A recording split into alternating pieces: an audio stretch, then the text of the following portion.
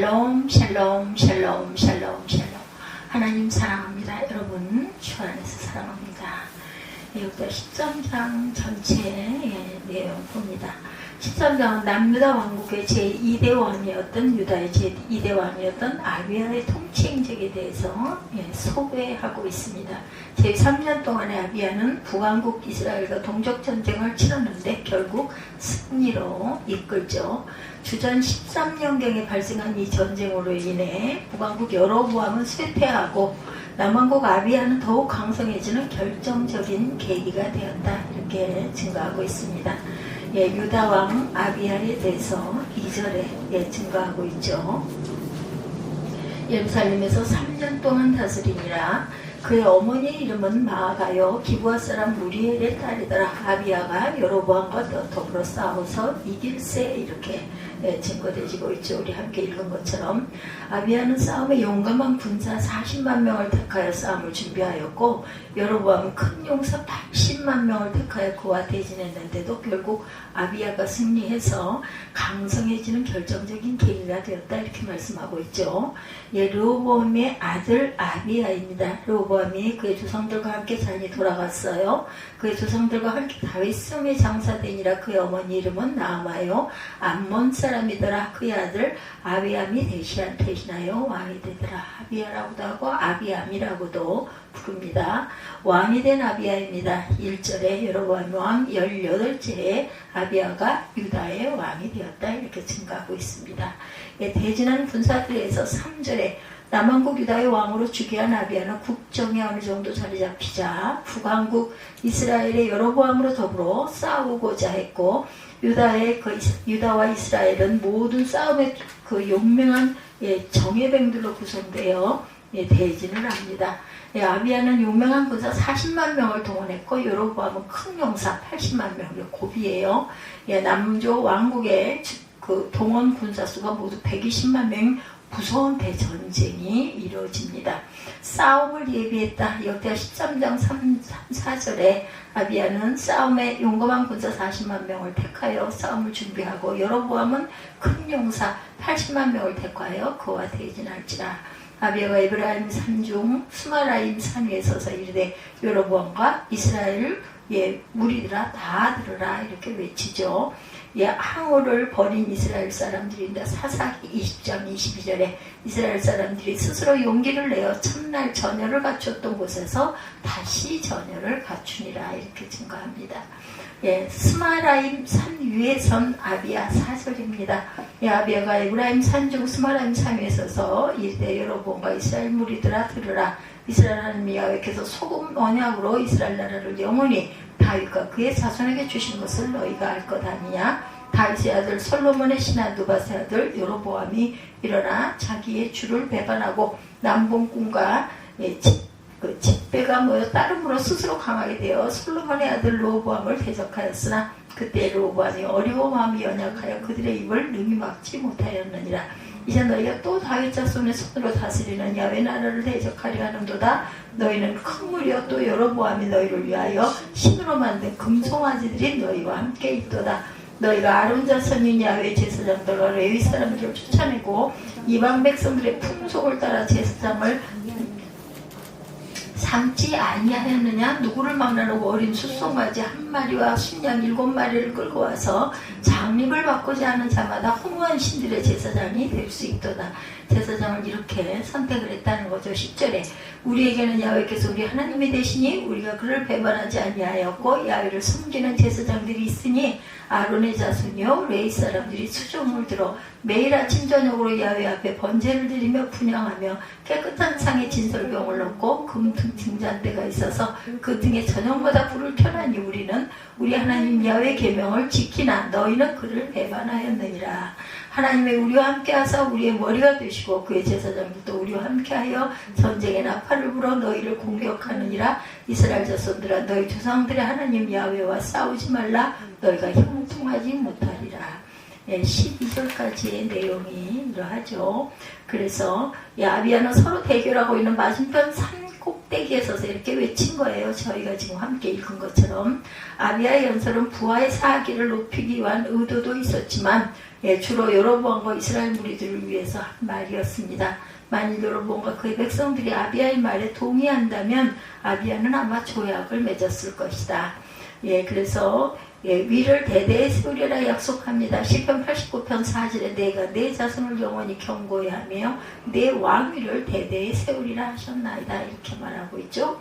야외 모든 영광을 버렸어요. 열왕기 17장 16절에 그들이 여호와의 모든 명령을 버리고 자기들을 위하여 그 두 송아지 형상을 부어 만들고 누가 북조에서 그렇게 했죠. 이스라엘에서 또 아세라 목상을 만들고 하늘의 이룰 성신을 경배하며 바알을 섬기고 또 자기 자녀를 불 가운데로 지나가게 하며 복술과 사수를 행하여 스스로 팔려 야훼 보시기에 악을 행하여 그를 경노하게 하였으므로 야훼께서 이스라엘에게 심히 노하사 그들을 그 앞에서 제거하시니 오직 유다 지파 외에는 남은 자가 없으리라 이렇게 증거하고 있습니다. 그래서 아비야의 그 연설 내용이 5절에 열거가 되죠. 다윗 언약의 불변성을 계속해서 말합니다. 유다 왕 아비야는 에브라임 산중 스마라임 산에 있어서 하나님께서 다윗에게 주신 언약을 상기시키면서 유다 왕국이 다윗 왕권을 계승한 정통 왕조다 이렇게 강조합니다.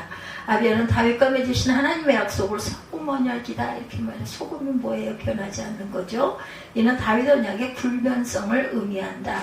아비야가 소금 언약을 외친 이유는 여로보암의 왕위가 정통성이 없음을 드러내기 위한 꼬집죠. 그리고 아비야는 다윗의 자손이 영원히 왕이 될 것이라고 하신 하나님의 약속을 조금도 의심하지 않았음을 증거하고 있습니다. 우리는 이러한 아비야의 태도를 통해서 진실한 그리스도인들의 믿음을 찾아볼 수가 있다. 믿음은 바라는 것들의 실상이요 보지 못하는 것의 증거니라. 히브리서 11장 1절이죠. 믿음은 바라는 것들의 실상이요 보이지 않는 것들의 증거니 선진들이 이로써 증거를 얻었느니라. 우리 현재 성경을 통해 하나님의 약속을 받아요. 그러므로 이러한 성경의 약속들을 조금도 의심하지 말고 철저하게 믿고 가야 되겠다.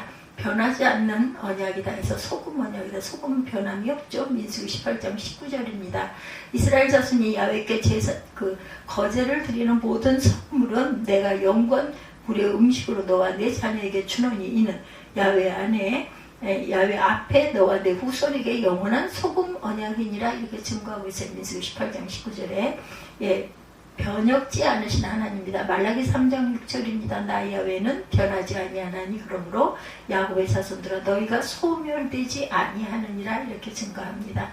북왕국의 범죄를 계속해서 6절에서 9절까지 진술하죠. 다윗의 언약을 상기한 아비야는 이어 북왕국 여로보암의 범죄를 낱낱이 열거하면서 범죄를 책망합니다.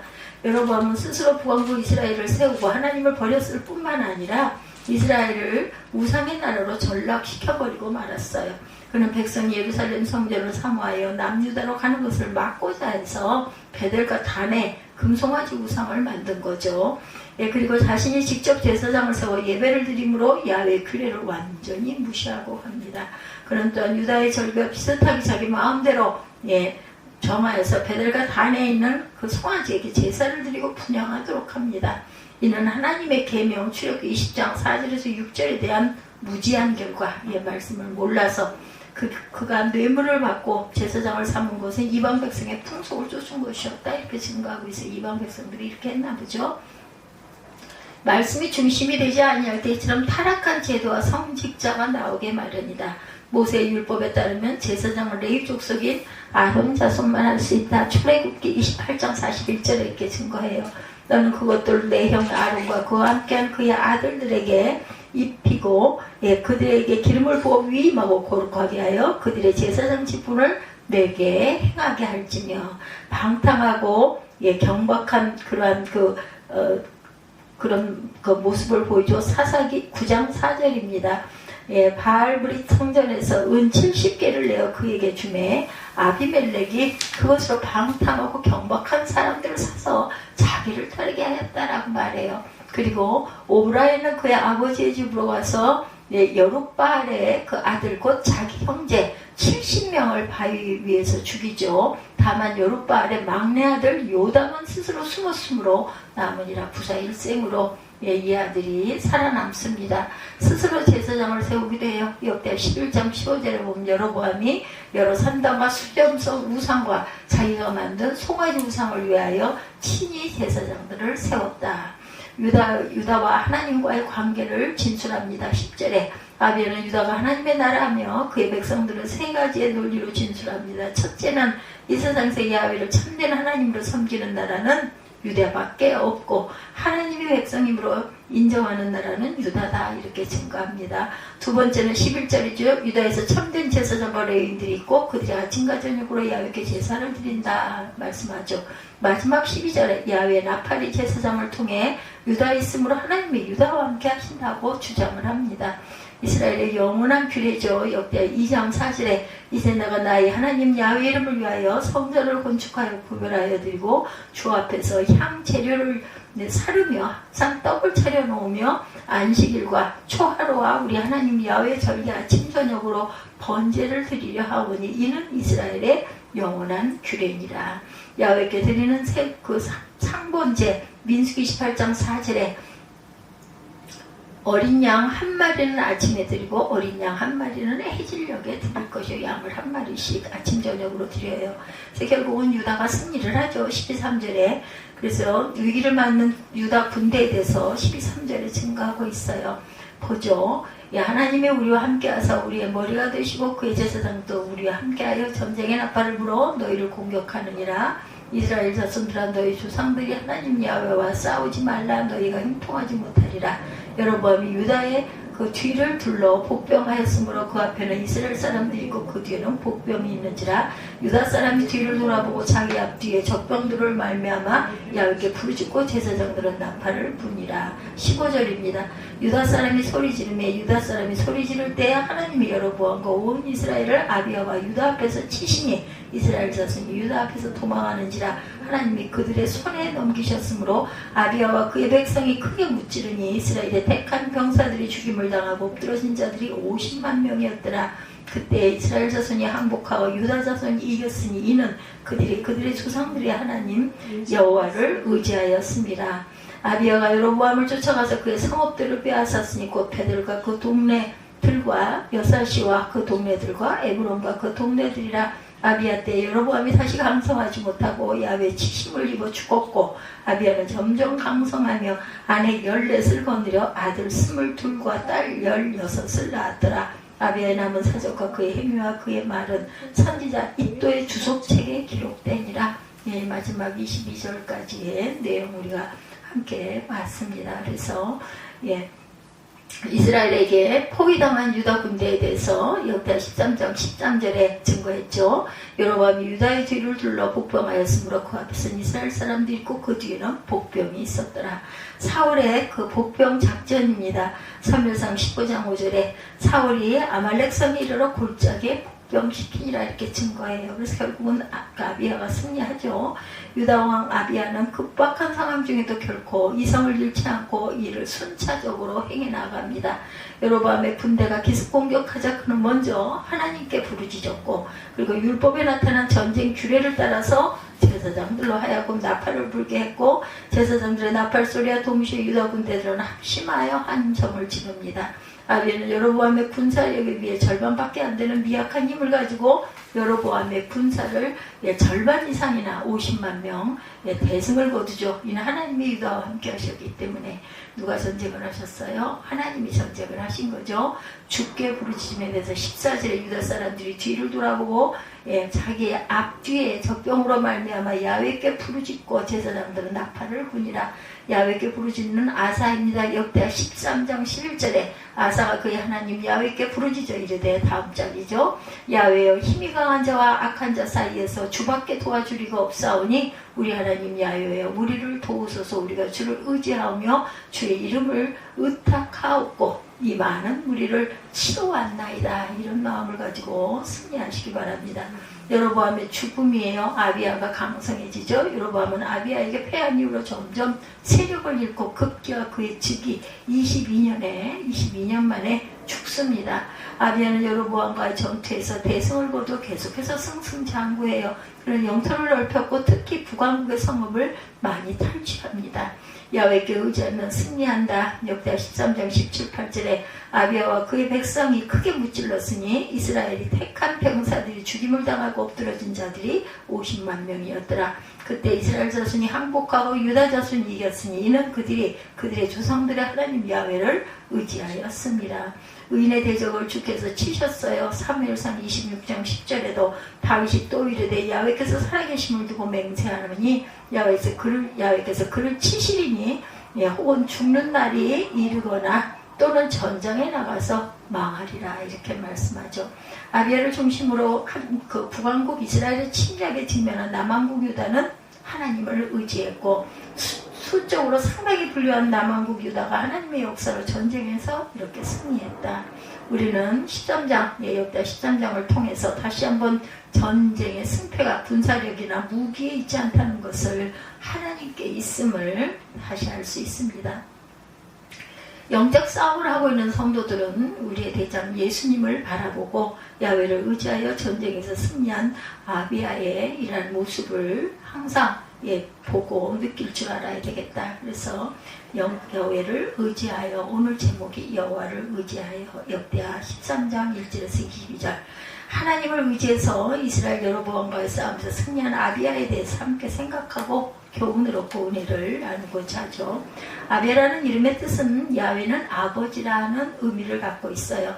아비야는 르호보암의 아들로서 아버지의 왕위를 계승하여 3년간 통치한 아주 단명한 왕이었네요. 열왕기상 14장 31절에 증거합니다. 그의 어머니는 마아가였는데 압살롬의 딸로 소개가 되어 있어요. 열왕기상 15장 2절, 역대하 11장 18절에서 22절에 압살롬의 딸로. 압살롬에게는 딸이 하나밖에 없었기 때문에 그의 손녀로 아마 보아야 할 것이다. 유다 사회에서 몇 대 손녀까지도 통칭 딸이라 불렀고 몇 대의 할머니까지도 어머니를 부르는 경우가 많았기 때문에 르호보암은 조카 딸 마아가와 결혼하여 아비야를 낳은 셈이다. 아비야에게는 27명의 형제가 있었지만 마아가의 아들이라는 연유 때문에 르호보암의 총애를 받아 장자로 책봉이 되어서 왕위까지 물려받게 됩니다. 역대 11장 22절에 증거하죠. 르호보암은 아내 18명과 첩 60명을 60명을 거느려요. 아들 28명과 딸 60명을 낳았으니 압살롬의 딸 마아가의 모든 처첩보다 더 사랑하였다라고 말합니다. 딸 마아가를, 압살롬의 딸 마아가를. 르호보암은 마아가의 아들 아비야를 후계자로 세웠으니 이는 그 형제들 가운데 지도자로 삼아 왕으로 세우고자 함이었더라 이렇게 증거하고 있죠. 그래서 역대 11장 21, 2절 참조하시기 바랍니다. 3년이라는 짧은 통치기간이었지만 남유다의 나라의 국권을 튼튼하게 하고 부강하게 하는 기초를 놓은 왕이었다. 더욱이 남조 유다와 북조 이스라엘 사이에 르호보암 때부터 20여 년간 전쟁이 그치지 않았으나 아비야 때 이르러 남북조의 전쟁을 일정 기간 휴식시킬 만큼 위협적인 통치자이기도 했다. 3년, 딱 3년 하고 돌아갔어요. 아비야 때 북조 여로보암이 80만의 대군을 이끌고 침범함으로 아비야도 40만의 군대를 동원하여 대전하고 아비야가 대승을 거둔 이런 사건이 오늘 역대 13장에 기록되어 있습니다. 여로보암은 우상을 섬기는 자고 만용을 위한 전쟁이었으나 아비야는 하나님과 제사장을 앞세웠으며 하나님의 이름으로 싸운 왕이었다. 또한 아비야는 점점 강성하여 아내 14을 취해서 아들 22과 딸 16을 낳았다. 그리고 아비야는 그 명군 아사의 부친이에요. 명군 아사의 부친. 열왕기상 15장 9절, 역대하 12장 16절, 14장 1절, 마태복음 1장 7절에 증거합니다.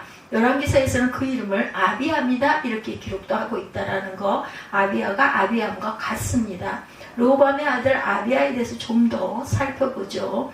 아비야와 여로보암의 전쟁. 여로보암이 왕이 되니 18년 되는 해에 아비야가 유다의 왕이 되었고 그 후 예루살렘에서 3년을 다스렸고 그의 어머니는 마아가였다.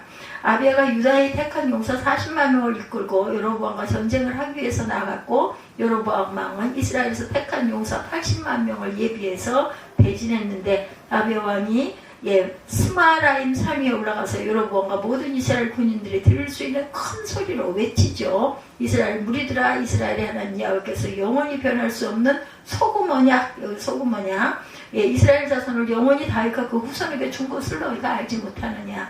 다윗의 아들 솔로몬이 우상을 섬기는 틈틈을 타서 그의 신하 느밧의 아들 여로보암이 왕을 배반하였고 방탕하고 교만한 자들이 그를 도와 스스로 강하게 하여 솔로몬의 아들 르호보암을 대적하였다. 르호보암이 마음이 약하여 이들을 다스리지 못했지만 지금은 연약한 시대가 지났다. 너희가 지금도 다윗의 자손의 손으로 다스리는 야훼의 나라를 대적하느냐. 이렇게 외친 내용이에요. 너희들은 사람의 수가 많은 것을 의지하느냐 이렇게 외칩니다. 너희들은 여로보암이 만든 금송아지를 신으로 섬기고 있고 너희가 아론의 자손 제사장들을 다 쫓아내고 이방 백성들의 풍습과 같이 아무나 제사장을 삼고 있지 않느냐. 누구든지 숫송아지 하나와 순양 7을 끌고 와서 제사장이 되고자 하면 허무한 금송아지의 제사장이 될 수 있다. 그러나 우리 유다에게는 야훼께서 우리 하나님이 되시며 우리는 그분을 절대로 배반하지 않는다. 또 야훼를 섬기는 제사장들이 우리에게 있다. 그들은 아론의 후손이고 아침과 저녁에 야훼 하나님 앞에 율법을 따라 번제를 드리고 분향하고 깨끗한 상의 진설병을 드리고 있다. 우리는 야훼 계명을 지키나 너희들은 야훼를 배반하였구나. 이스라엘 자손들아, 너희 조상들의 하나님과 싸우지 말아라. 너희가 성공하지 못할 것이다. 너희가 제사장의 경고의 나팔 소리를 듣고 있다. 여로보암 왕이 유다를 치기 위하여 복병을 숨겨두었고 이들이 유다의 뒤에서 갑자기 유다 군대를 공격합니다. 유다 군대는 포위를 당했고 이것을 보고 유다 사람들이 하나님께 부르짖어 기도하죠. 그리고 제사장들이 하나님의 은나팔을 울려서 붑니다. 하나님께서 이 소리를 들으시고 응답하였다. 이스라엘 사람들이 앞뒤로 많은 군대로 유다 군대를 공격했지만 하나님께서 도리어 유다 군대가 이기게 하셨다. 하나님께서 이스라엘 군대를 유다 군대에게 넘겨주시자 유다의 군사들이 이스라엘 군대를 크게 이기죠. 그날에 이스라엘의 군대 50만 명이 죽음을 당했고 이스라엘 군대가 유다의 군대 앞에서 완전히 항복했고 유다 사람들이 하나님을 의지하였기 때문에 하나님께서 이들에게 대승을 주셨다. 아비야가 여로보암을 쫓아가서 많은 성읍을 빼앗았고 베델과 여사나와 에브론과 그 주의 모든 땅을 유다가 빼앗아가죠. 아비야에게 패한 여로보암은 다시는 강한 나라가 되지 못하고 4년 만에 돌아가죠. 22년 정치하고 갑니다. 야훼를 의지한 연고로 우리는 세상을 살아가면서 갖가지 어려운 일을 만나요. 어떤 때는 최악의 상태까지 가서 앞으로 더 나아갈 수도 없고 뒤로 물러설 수도 없는 진퇴양난의 기로에 설 때도 있습니다. 본문에서 앞이 보이지 않는 칠흑같은 어둠 속의 길모퉁이에서 어떻게 해야 할지를 가르쳐주죠. 유다 왕 아비야는 북이스라엘의 여로보암 왕의 침략을 받았고 북이스라엘 군대가 80만이었어요. 아비야가 이끄는 군대는 40만 밖에 되지 않았지만 결국은 아비야가 대승을 거두는 이러한 사건이 있죠. 전쟁에서 승리합니다. 군사력의 열세에도 유다는 적군 50만 명을 섬멸했고 이를 통해서 알 수 있는 것은 전쟁의 승패는 오직 하나님의 주권에 있는 것이지 군사의 수나 전술상의 우위에 있는 것이 절대로 아니다. 본문에서 뿐만 아니라 사사기 7장에서도 전쟁의 승패는 야훼 주권에 있음을 가르치고 있습니다. 기드온은 300용사 사건 알죠? 메뚜기의 때처럼 수단 미디안의 군대를 물리칠 수 있었음 또한 하나님의 도우심에 권능이 함께했기 때문이다. 다윗이 골리앗 앞에서 물맷돌을 손에 들고 외쳤던 말이 바로 그 말이죠. 또 야훼 구원하심이 칼과 창에 있지 않냐면 이 무리로 알게 하리라 이렇게 외치죠. 전쟁은 야훼에게 속한 것인지 그가 너희를 우리 손에 붙이셨다. 3일상 17장 47절입니다. 싸울 날을 위하여 마병을 예비하거니와 이김은 어디에 야훼께 있느니라. 잠언 21장 31절입니다. 현대를 사는 우리에게도 수많은 영적인 싸움들이 있어요. 그죠? 우리가 눈으로 보이기도 하고 느끼기도 하죠. 에베소서 6장 12절에도 우리의 씨름은 어디에 혈과 육에 대한 것이 아니요 정사와 권세와 이 어둠의 세상 주관자들과 하늘에 있는 악한 영들에 대항이다 이렇게 증거합니다. 사단은 우는 사자처럼 우리를 삼키려고 오고 있어요. 이런 영적 전투에서 승리하기 위해서 오직 야훼만 의지해야 한다. 나라가 그래서 강해지죠. 모든 권세가 하나님으로부터 나왔듯이 그 나라의 흥망성쇠도 오직 야훼로 말미암는다. 유다가 전쟁에서 승리한 것은 기적적인 사건이었어요. 도저히 인간의 판단으로는 생각할 수가 없는 기적이었다. 군사력으로나 전술상으로 어림도 없는 일이었는데도 하나님은 유다를 전쟁에서 승리하게 했을 뿐만 아니라 나라가 더 강해지는 축복을 주십니다. 전쟁 때문에 인적 물적 손해가 있었지만 하나님께서는 오히려 나라를 더욱 강하게 하신 것이다. 하나님을 의지할 때 모든 일들이 전화 유복이 되었던 거죠. 남유다 얼마나 작았어요, 그죠? 그러니까 지역밖에 갖지를 못했는데도 이렇게 11지역을 갖고 있던 북이스라엘이 이렇게 망하는 그런 역사가 일어납니다. 그러면 우리는 진퇴양난의 위기에 있을 때 절망하거나 낙심하지 말고 야훼 도우심을 구하고 하나님을 의지해야 한다. 반드시 진퇴양난의 길에서 건져주시고 우리의 믿음이 더욱 강해질 것이라는 것. 적군은 재기불능한 상태에 이르게 됩니다. 여로보암은 하나님이 보시기에 가증한 인물이었고 그는 하나님께 가장 미워하는 우상 숭배를 했고 성직자를 추방했고 성직을 매매한 자였어요. 이에 반해서 유다 백성은 정규적 제사와 하나님의 계명을 준수했다. 이를 볼 때 이 전쟁은 표면적으로는 군사적 충돌이었지만 결과적으로는 타락한 종교와 참 야훼 종교 간의 영적 싸움이었다는 것. 결코 하나님께서는 타락한 종교를 이기게 하지 않으신다라는 것. 그 결과 북이스라엘은 재기불능한 상태에 이르게 되었고 오직 유다가 하나님을 의지한 영으로 대승을 하게 되었다. 하나님은 우리가 오직 그분만을 의지할 때 우리의 대적과 싸워주신다. 이렇게 말씀하고 있습니다. 열왕기하 17장 39절에 오직 너희 하나님 야훼를 경외하라. 그가 너희를 모든 원수의 손에서 건져내느니라. 그뿐만 아니라 내 원수의 보응받는 것을 나로 목독해 하신다라고 시편 59편 10절에 증거합니다. 아비야를 통해 우리가 배울 교훈문이 무엇인지를 살펴보죠. 첫째, 유다와 이스라엘 사이에 발발하였던 전쟁에서 남유다 군사가 숫자가 북이스라엘의 대군에 비해 반 정도밖에 안 되는 13이 면치 못했고 전술상으로 전후방이 포위되는 불리한 상황이었음에도 승리하게 되죠. 50만 군대를 선별하고 많은 성읍을 탈취했을 뿐만 아니라 여로보암을 재기불능의 상태로 빠뜨리는 승리를 거두었다. 이 같은 승리의 원인은 유다 백성들이 철저하게 하나님만 의지했기 때문이다. 이로써 너희들은 전쟁의 승리는 오직 야훼께 있다는 전통적인 신앙을 재인식하게 됩니다. 오늘날의 성도도 사단과의 영적 전투에서 그리스도를 전적으로 의지할 때 백전백승의 개가를 부를 수 있다. 고린도후서 2장 14절, 계시록 5장 5절에 증거합니다. 항상 하나님을 앞세우고 하나님의 영광을 구할 때 실패는 없다는 것.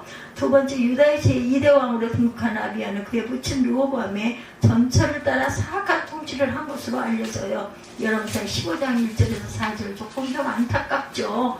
이렇게 전쟁에서 승리다하고 하는데도 이런 아비야의 가증한 범죄에도 불구하고 하나님께서 유다를 존속시킨 이유는 오직 다윗과의 영원한 언약을 기억하셨기 때문이다. 사무엘하 7장 7절에서 16절에 증거합니다.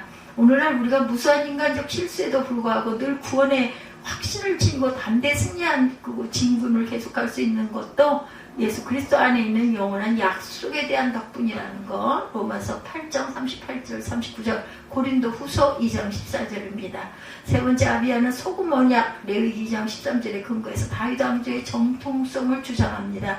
그리고 그런 여로보암의 반역을 하나님과 다윗이 맺은 영원한 언약을 배반하는 것으로 반박하고 있어요. 이런 측면에서 그런 남유다를 야훼 나라로 부른 반면 북이스라엘을 배교자의 무리로 부르고 있습니다. 하나님께서 우리에게 약속하신 언약을 잊어버리지 말아야 되겠다. 이런 교훈을 얻고 갑니다. 네 번째, 아비야의 전쟁에서 여로보암이 패배한 가장 큰 원인은 우상 숭배에 있었다는 것. 우상을 만들고 우상 숭배에 힘쓰는 사람은 반드시 심판을 받게 된다는 것. 오늘날에도 돈과 권력, 세상의 헛된 것들을 우상으로 섬기는 자가 많죠. 우리가 항상 중보할 줄 알아야 합니다.